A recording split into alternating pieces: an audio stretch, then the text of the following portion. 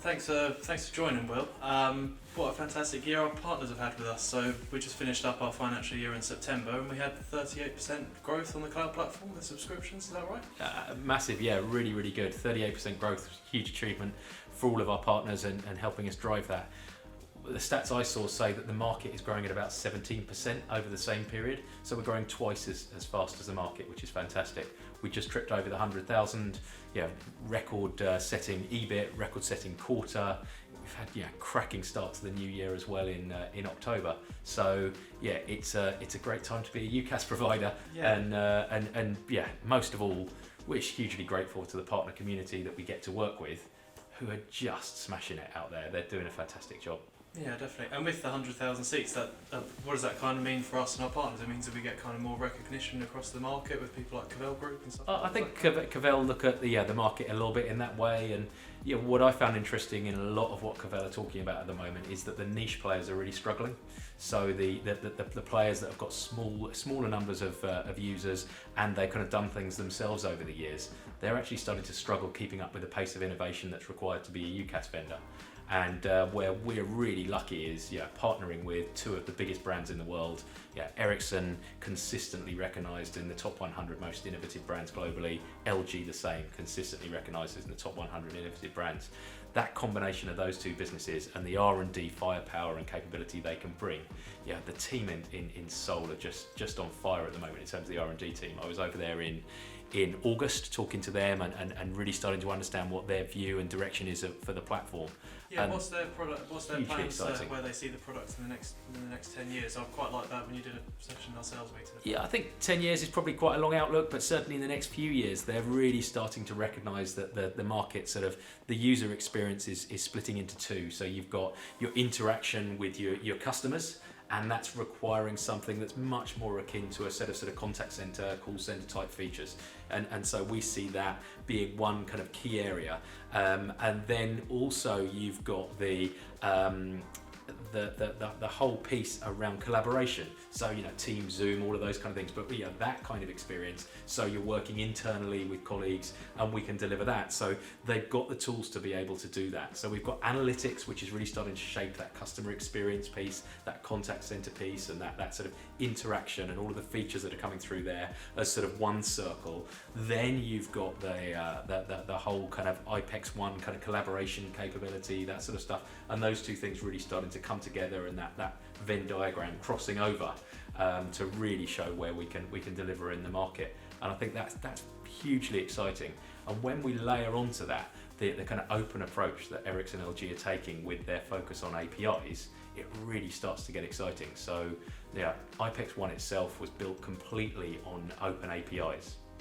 So because of that, we're now putting lots of development time in as a service provider, working with partners to make sure we can take that open API and create some really innovative new applications to address vertical markets, niche markets, to white label far more consistently, and to deliver completely different experiences for people because we've got that open API. So I think that gets really, really good. And what sort of examples could you give of that, of where a customer could use that?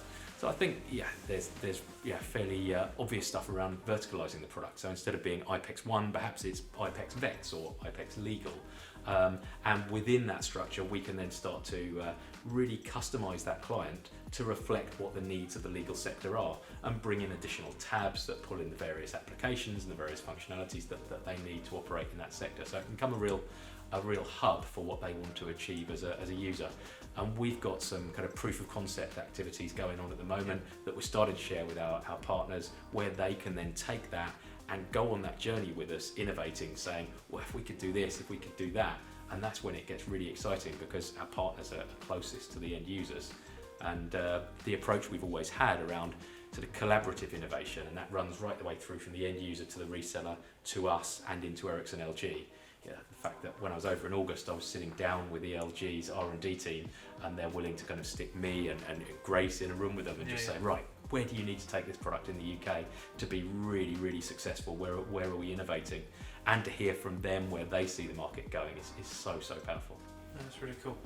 One of the examples I like that you shared earlier was where they could customise IPEX One so that if there's a business they use WhatsApp, they could embed that. If Absolutely. they use Google Contacts, they could embed that as well. Yeah, and even some of the products that we're selling through Candio can start to appear and be there in IPEX One. So yeah, reviews play an increasingly important part in most businesses. So let's get that embedded in there so you can see from a customer perspective all of those reviews and those sorts of things as well. So there's so many things we can do with it that I think will really help end users and help resellers differentiate. And what else are you excited about product-wise with Ericsson-LG? There's lots of good stuff coming. There's huge amounts. As I say, the powerhouse that is Ericsson-LG at the moment has never been more kind of focused and on form. I'm really excited about the whole analytics piece. So we launched analytics 9 months ago, something like that. Yeah, beginning of the year. Yeah, beginning. So that's been such a huge success. You know, we saw our user base of that double a month before last, and almost double again this month. It's just flying, and I think that's because of the whole drive to customer experience, and people really want tools and resources that enable them to get under the skin of their customers, to really understand their customer experience, and more importantly, I think it's the combination of analytics as a tool to get the insight, but the cloud platform, because of the portal and the way that now end users can own making the changes, they can go into the portal, they can immediately kind of A/B test and innovate and change the way their customer journey is delivered using the cloud platform. You've got insight and you've got the ability to execute on that insight. That's incredibly powerful. You then pull in the qualitative piece of customer experience, because with our product, because it's designed and delivered by Ericsson-LG, completely linked to the call recordings. Yeah. So straight away from analytics, you click on the button, you're hearing the customer, you're hearing that experience, and able to bring that into the environment as well. That's hugely powerful. The other piece that I'm excited again crosses over into this, really excited about, is IPEX Anywhere. So yeah, new product. We've spent a lot of time developing this proposition and had fantastic help from partners helping us to pull this together. And it's about integrating our cloud platform into the mobile network, bringing the mobile network together to make sure that we can deliver a true kind of any device proposition. So now using IPEX Anywhere, using the native client on a mobile phone, not an overlay app that has to sit there, you can make a call, it will run through the IPEX cloud platform. That means it's available in analytics for the analysis, the data, plus also all of those recordings. I think it's much more about just compliance environments. I think everybody recognises the need for all of their communications to run through that, and really for thinking about separate devices and separate approaches to comms just makes no sense. Historically people have had, over here I've got my internal telephony platform, and over here I equip everybody with a mobile, and it's completely separate. We're bringing those environments together, delivering it as IPEX Anywhere, bringing it into the customer experience sphere, and just creating a much stronger user journey and, more importantly, partner opportunity.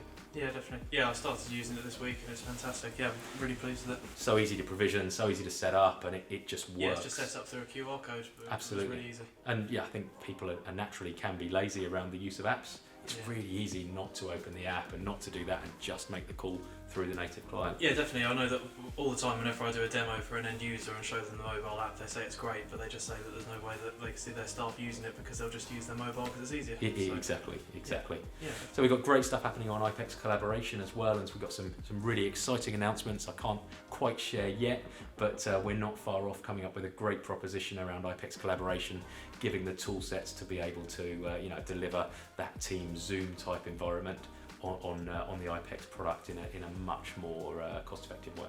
Yeah. And what was it you were saying earlier about the proposition with analytics with the start of the journey?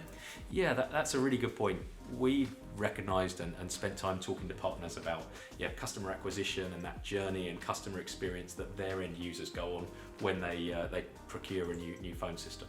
The time at which that customer is feeling most vulnerable, most uncomfortable is the first 3 months, because they have been using perhaps a PBX platform historically on premise, perhaps they've used another cloud platform. There's change, and that first 3 months is critical to understand exactly what's going on and to really monitor the customer experience during that period.